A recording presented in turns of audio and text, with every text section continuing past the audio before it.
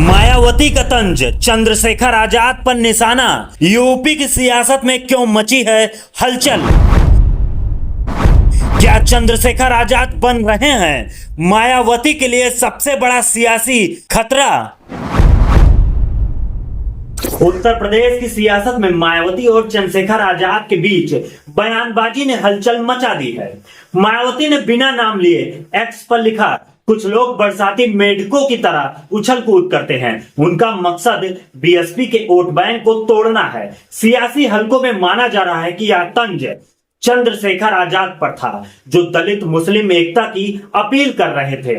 इससे पहले भी मायावती ने ऐसा ही बयान दिया था, जिसमें उन्होंने कहा था, छोटे छोटे दलों के बहकावे में वोट खराब ना करें, ये बीएसपी के दलित मुस्लिम वोट काटने की साजिश है। मायावती के बरसाती मेढक बयान पर चंद्रशेखर आजाद ने कहा, मायावती जी का सम्मान करता हूं, उन्होंने बहुत संघर्ष किया है, उनके बयान पर टिप्पणी नहीं करूंगा, क्योंकि यह साफ नहीं है कि यह बयान किसके लिए कहा गया।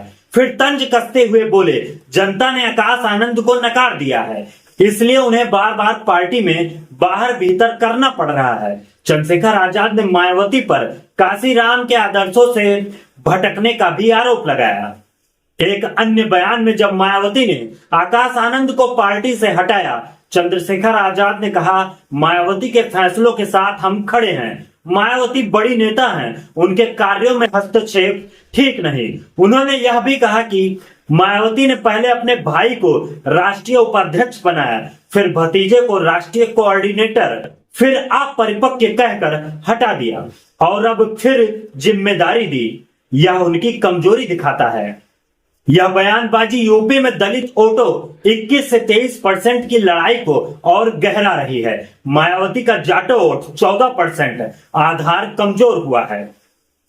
खासकर लोकसभा चुनाव में बीएसपी का वोट शेयर 9.39% तक गिर गया। चंद्रशेखर आजाद की नगीना सीट पर जीत और पश्चिमी यूपी में दलित मुस्लिम गठजोड़ की रणनीति बीएसपी के लिए चुनौती बन रही है। उनकी आक्रामक शैली और सोशल मीडिया पर सक्रियता युवाओं को लुभा रही है, जो बीएसपी से मोहभंग हो रहे हैं। दलित वोटों में बंटवारा बीजेपी और सपा को फायदा दे सकता है।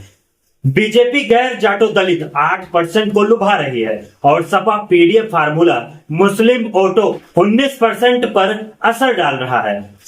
चंद्रशेखर आजाद अगर पश्चिमी यूपी में पैठ बढ़ाते हैं तो वे बीएसपी के लिए बड़ा खतरा बन सकते हैं।